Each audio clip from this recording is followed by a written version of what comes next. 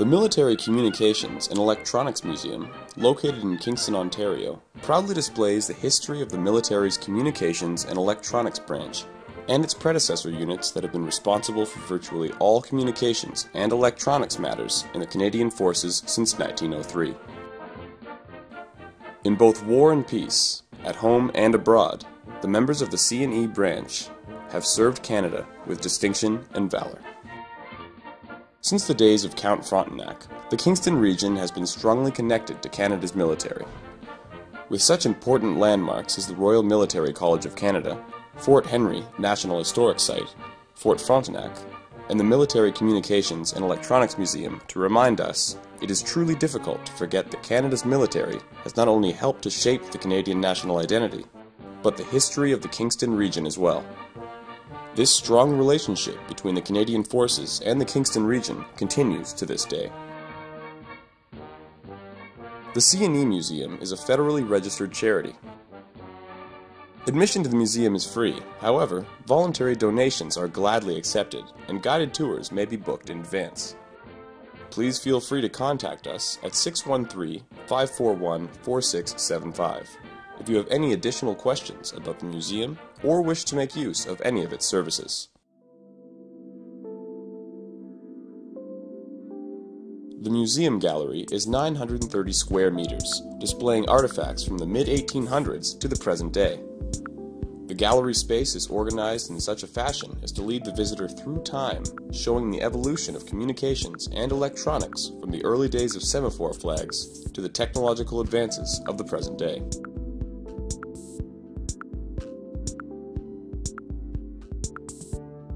The Mercury Kit Shop offers medal mounting services, badges, berets, and other military accoutrements for serving military personnel, veterans, and members of the public. The C&E Museum amateur radio station, VE3RCS, has fully operational amateur radio equipment. All qualified ham operators are encouraged to operate the station. This station was established in recognition of the vital part that ham radio and its operators played in military communications throughout the past century. This particular station has been active for over 50 years. The C&E Museum's archive is available for anyone interested in the history of the C&E branch, the early days of the Kingston garrison, or the early development of Canada's Arctic region. Access to the archives and its material is by appointment and will be supervised. The Bell Conference Room has been a popular feature of the museum since its inception. It is available for booking by both the public and the Canadian Forces and is complete with audio-visual capability. Sponsored by Bell Canada, it is suitable for meetings, lectures, or classes seating up to 100 people. Catering is available upon request. Our education program offers interactive learning for students of all ages, from kindergarten to university level. Developed in conjunction with Ontario Ministry of Education curriculum expectations, our programs are designed to complement classroom teaching and learning. The education program also offers interactive learning to youth organizations, as well as March break and summer camps and a special Remembrance Day program.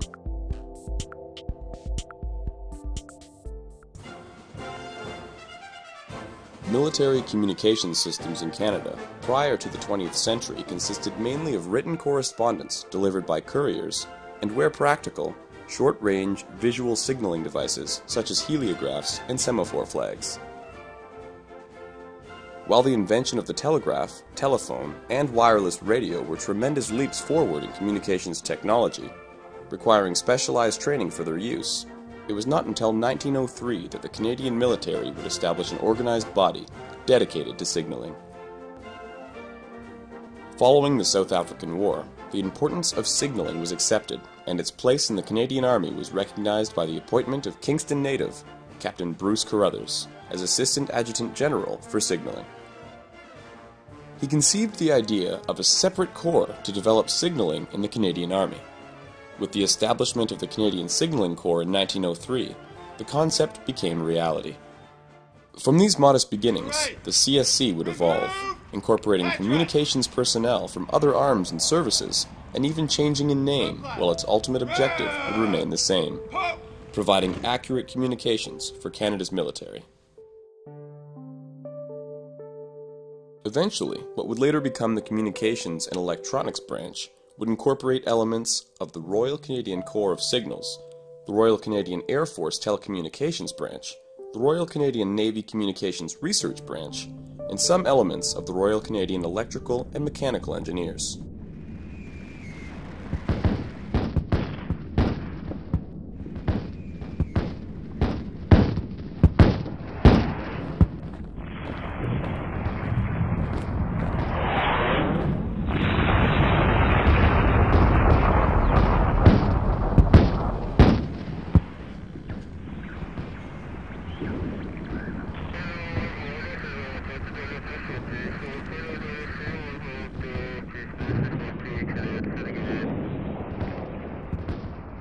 The First World War saw the development of spark wireless radio, buried telephone cable, and motorcyclist dispatch riders, while the time-tested technologies of carrier pigeons, signal lamp, and flags were found in use on every sector of the front.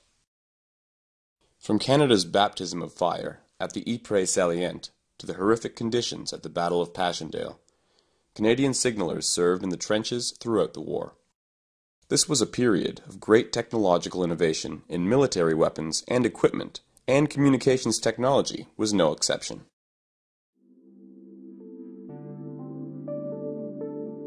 In 1921, the prefix Royal was approved for the permanent force element of the Corps, and the Royal Canadian Corps of Signals was established. This honor followed for the reserve component in 1936. The central figure of the Royal Canadian Corps of Signals badge was the Roman god Mercury, symbolic of speed.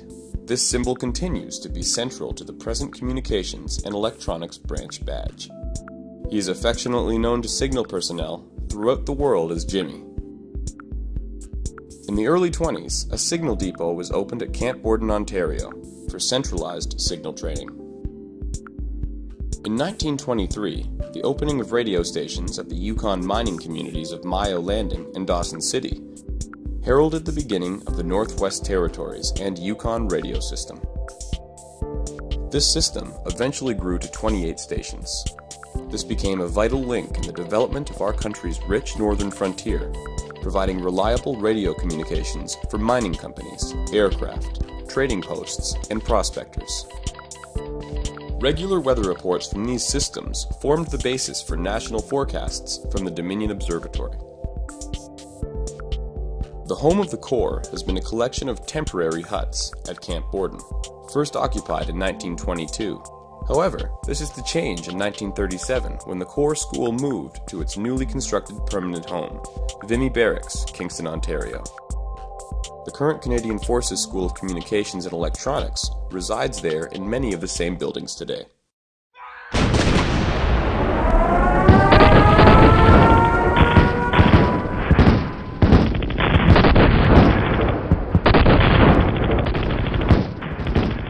The Second World War, with its unprecedented requirement for communications befitting large-scale mobile fighting, saw a tremendous increase in the size and scope of operations of the Royal Canadian Corps of Signals to an organization of 55,000 by war's end. When mobilization came in 1939, Canada found itself well served by the foresight and the training of the force of part-time soldiers, the non-permanent active militia by the small permanent force. The vast numbers of loyal Canadians who had made a hobby of military signaling 2 nights a week played a large role in the organization and manning of the huge signals force of the Second World War. The war also brought tremendous advances in equipment and in the techniques used in military communications. In every theater that Canadians served during the conflict, signalers would be there, providing the vital information networks crucial to achieving the Allied victory in 1945. In the reorganized post-war Canadian Army, signals played a dominant part in both the reserve and active forces. Within Canada, the Corps continued to grow and prosper. It was now operating the Army component of the National Defense Communications System, a countrywide teletype system. In 1957, the Corps commenced turning over all 28 stations of the Northwest Territories and Yukon radio system to the Federal Department of Transport. By 1965, the system, including its headquarters in Edmonton, had closed, and thus ending an era in which the Royal Canadian Signals played a very significant role in opening and developing Canada's north. The Corps was represented in Korea by a brigade signal squadron and by signals personnel serving in infantry, armored, and artillery units. Some 6 years after the war, the Corps was again back in Germany when it provided a brigade signal squadron to Canada's Army NATO force. This force remained in Europe in various forms until its withdrawal in 1994. The advent of the United Nations peacekeeping operations has had a significant impact on the Corps, both in personnel and equipment. In virtually all of those operations, the Corps has been represented in strength, ranging from 1 or 2 radio detachments to a full signal regiment. While providing excellent training and experience, these commitments placed a heavy toll on unit manning. The Royal Canadian Air Force Signals Branch, later to evolve into the Royal Canadian Air Force Telecommunications Branch, was formally established in 1935. From a simple beginning in 1927, which saw a small number of Royal Canadian Corps of Signals personnel attached for signal duties, the Royal Canadian Air Force Telecommunications Branch grew to be a highly technical and efficient organization. They supported the operations of the Air Force, both in Canada and overseas, during and after the Second World War. The pre-war Air Force made its contribution to national development by operating mail services, weather stations, and conducting high Arctic reconnaissance, all supported by an ever-growing communication system. During the Second World War, there was a large expansion of the Air Force's telecommunications and radar operations. RCAF Station Clinton trained more than 6,000 radar personnel for service in Canada's coastal defense, the United Kingdom's home radar chain, and many other areas of Allied operations. At the beginning of the Cold War, North American Air Defense, NORAD, became a permanent feature of our defense policy. The Royal Canadian Navy operated the supplementary radio system with some 800 sailors who worked in high-frequency radio direction finding and communications research, primarily in the north. Their headquarters and school were in HMCS Gloucester, on the outskirts of Ottawa. The Canadian Forces Reorganization Act in 1968 brought the communicators of the 3 services together to form the Communications and Electronics Branch. All 3 services operated trans-Canadian message networks. The Air Force also had a ground-to-air communication system. These systems eventually came under one organization, the Canadian Forces Communications Command. There they remained until the mid-90s, when they became a direct responsibility of National Defense Headquarters on the closure of the Communications Command. The Navy's school in Ottawa and the Air Force school at Clinton had closed immediately after integration. Most professional training for the branch was moved to and conducted at the Canadian Forces School of Communications and Electronics at Kingston, Ontario, the old home of the Royal Canadian Corps of Signals, and now the home station of the Communications and Electronics Branch. Personnel of the Communications and Electronics Branch, one of the Canadian Force's largest, carry out their duties all across Canada and around the world in support of the United Nations, NATO, and humanitarian missions. From Alert to Afghanistan and from Kingston to Kosovo, they operate and maintain some of the most sophisticated and complex communications equipment found today. By upholding the branch motto Velux Versitus Vigilans, the members of the branch pride themselves in being ever swift, accurate, and watchful in meeting the communication needs of the modern Canadian forces. It is the responsibility of the Military Communications and Electronics Museum to maintain the rich heritage and important history of the Military Communications and Electronics Branch and its predecessor units for future Canadians. This would not be possible without the generous financial assistance of our donors. Help us to preserve the past and protect the future by contacting the museum and asking how you can help. With your generous assistance, the story of the troops, the times, and the technology can be honored and commemorated for generations to come.